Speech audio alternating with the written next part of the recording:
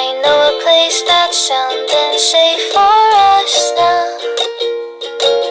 No need to hide or say goodbyes, leave them out.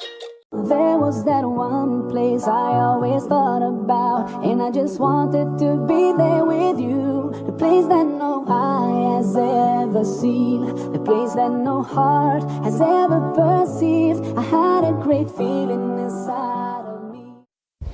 Bismillahirrahmanirrahim. Assalamualaikum warahmatullahi wabarakatuh. Nama saya Tania Andriani. Baiklah, saya akan menyelesaikan tugas akhlak tasawuf yang berjudul Perkembangan dan Pemikiran dalam Islam.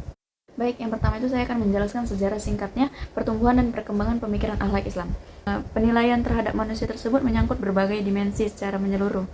Penilaian itu dapat kepada diri manusia sebagai individu maupun sebagai makhluk sosial, baik tingkah laku berhubungan dengan Tuhannya maupun tingkah laku berhubungan dengan manusia lain atau sesama.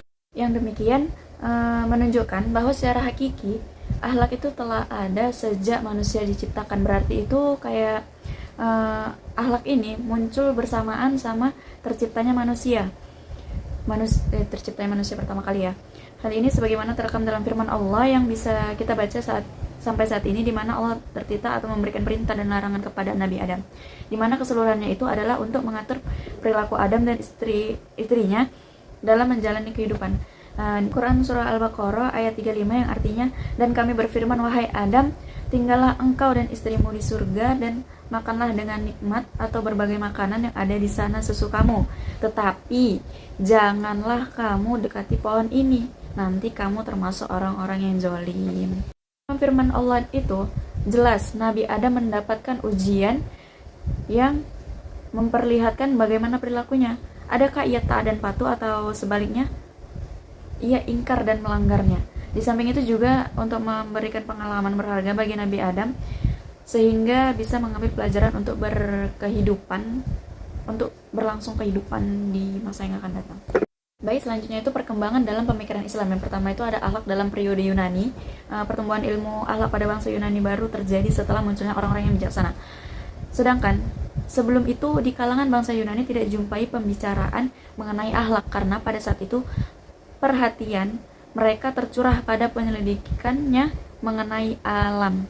Dasar yang digunakan pada pemikiran Yunani dalam membangun ilmu akhlak adalah pemikiran filsafat tentang manusia. Ini menunjukkan bahwa ilmu akhlak yang membangun lebih bersifat filosofis. Pandangan dan pemikiran filsafat yang dikemukakan oleh filosof Yunani berbeda-beda, tetapi substansi dan tujuannya sama, yaitu menyiapkan angkatan muda bangsa Yunani agar menjadi nasionalis yang baik, merdeka, dan mengetahui kewajiban mereka terhadap tanah airnya. Yang kedua itu ada akhlak pada periode abad pertengahan. Pada abad pertengahan, gereja menganggap filsafat kuno sebagai ancaman karena mereka berkeyakinan bahwa kebenaran hakiki telah diwahyukan oleh Tuhan. Gereja berpendapat bahwa jika suatu kebenaran telah diwahyukan, tidak perlu lagi mencari kebenaran melalui pemikiran rasional dan filsafat. Wahyu yang dianggap sebagai sumber kebenaran tertinggi, dan segala pertanyaan tentang hakikat harus dijawab berdasarkan wahyu, bukan melalui filsafat atau logika lagi. Yang ketiga itu ada akhlak pada periode bangsa Arab, yang dimana para sastrawan Arab berbeda dalam menentukan pembagian periode sejarah Arab. Akan tetapi mayoritas dari mereka membagikan menjadi 5 periode. Fase-fase ini kemudian penulis kelompokkan secara sederhana menjadi 2 periode, yaitu periode Arab pra-Islam dan periode Arab. Ini ditentukan oleh beberapa faktor karena masing-masing faktor memiliki latar belakang, kultur, serta sumber ajaran akhlak yang berbeda. Yang keempat itu ada akhlak pada masa sebelum pra-Islam, yang dimana bangsa Arab pada masa jahiliyah tidak menonjol dalam segi filsafat sebagaimana bangsa Yunani, yaitu si Zeno, Plato, dan Aristoteles. Hal ini karena penyelidikan terhadap ilmu terjadi hanya pada bangsa yang sudah maju pengetahuannya. Sekalipun demikian, bangsa Arab pada waktu itu mempunyai ahli-ahli hikmah dan syair-syair yang hikmah dan syairnya mengandung nilai-nilai akhlak, seperti Luqman, Al-Hakim, Aksham bin Syafi'i, Juhair bin Abi Sulma, dan Hatim At-Ta'i. Dapat dipahami bahwa bangsa Arab sebelum Islam telah memiliki pemikiran yang minimal dalam bidang akhlak. Dalam bidang akhlak aja, dan sebelum sebanding dengan kata-kata hikmah dari filosof Yunani kuno. Memang pada saat itu ada dari keluarga yang emang ada dari kalangan bangsa Arab yang belum mengetahui adanya para ahli filsafat dan aliran-alirannya. Hanya ada orang-orang arif, bijaksana, dan ahli syair yang menganjurkan untuk membuat kebaikan dan melarang perbuatan keburukan. Setelah agama Islam datang, muncullah keyakinan bahwa Allah adalah sumber dari segala sesuatu yang ada di dunia ini. Semua yang ada di langit dan di bumi adalah ciptaan Sang Khaliqul Alam.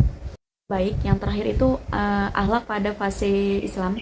Di saat Islam datang di bawah Nabi Muhammad SAW, Islam tidak menolak setiap kebiasaan yang terpuji yang terdapat pada bangsa Arab. Sebaliknya, Islam mengakui apa-apa yang dipandang baik untuk membina umat serta menolak apa-apa yang dianggap jelek menurut petunjuk Al-Quran dan As-Sunnah. Dalam perkembangannya, kemudian ajaran akhlak menemukan bentuknya yang sempurna pada agama Islam dengan titik pangkalnya pada Tuhan dan akal manusia.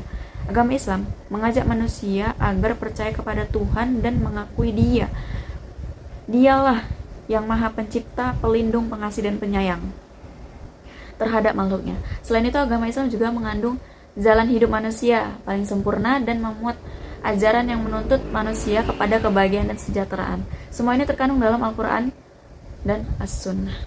Dapat banyak dalam Al-Quran menjelaskan nilai etika dan moral yang baik untuk sesama manusia. Ajaran tersebut di satu tempat bersifat global atau umum, dan di tempat lain cukup detail dan terperinci. Dalam Quran surah Al-Hujurat ayat 13 yang artinya wahai manusia, jadikan kalian laki-laki dan perempuan, dan kami jadikan pula kalian berbangsa-bangsa dan bersuku-suku adalah agar kalian saling mengenal. Ayat tersebut itu menekankan manusia untuk saling mengenal satu sama lain, baik secara suku, bangsa, ataupun berbeda suku dan bangsanya. Nilai etika sosial ditekankan kepada setiap individu untuk saling mengetahui dan dekat satu sama lain, sehingga hubungan kemanusiaannya itu terjalin tanpa adanya sekat atau perbedaan warna kulit dan bahasa. Yang disentuh Al-Quran adalah manusia, bukan siapa atau dari mana. Dalam sebuah hadis disebut bahwa sesungguhnya Nabi Muhammad diutus adalah untuk menyempurnakan akhlak yang manusia. Di dalam hadis bahwa sesungguhnya Nabi Muhammad SAW diutus untuk menyempurnakan akhlak yang mulia. Baik, kesimpulannya adalah akhlak ini adalah nilai moral yang membimbing perilaku manusia baik dalam hubungan bersama Allah dan sesama manusia. Dalam Islam, akhlak sangat ditekankan karena menjadikan cerminan keimanan seseorang yang berperan penting dalam menciptakan kehidupan yang harmonis dan damai. Sekian penjelasan dari saya, lebih dan kurangnya saya mohon maaf. Wabillahi taufiq wal hidayah. Wassalamualaikum warahmatullahi wabarakatuh.